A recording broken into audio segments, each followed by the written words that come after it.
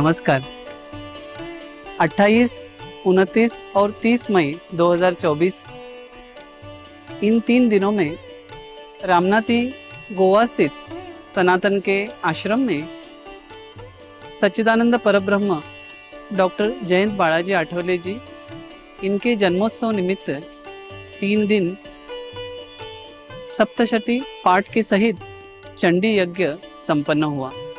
आइए अब हम इसकी कुछ झलकियां देखते हैं।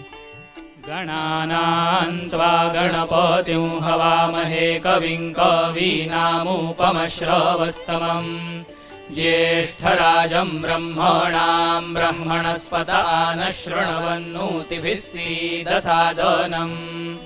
ॐ नमो देव्यै महादेव्यै शिवायै सततं नमः। नमः प्रकृत्यै भद्रायै नियता प्रणतास्मदां।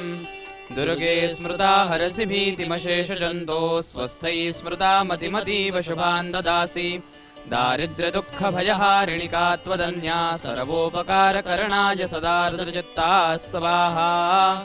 स्वादिष्ठयामधिष्ठया पवस्व सोमधारया इन्द्राय पातवे सुतः रक्षोहा विश्वचर्षणिरभियो निमयो हतम्।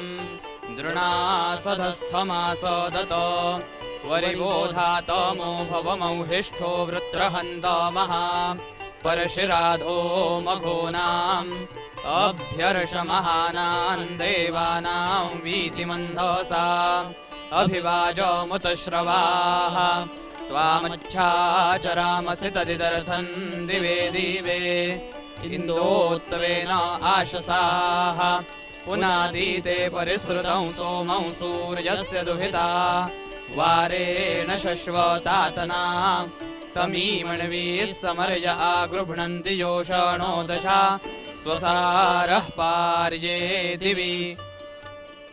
जय अम्बे गौरी मैया जय श्यामा गौरी तुमको निस दिन ध्यावत तुमको निस दिन ध्यावत हरि ब्रह्मा शिवहरि। ओम जय अम्बे गौरी ओम जय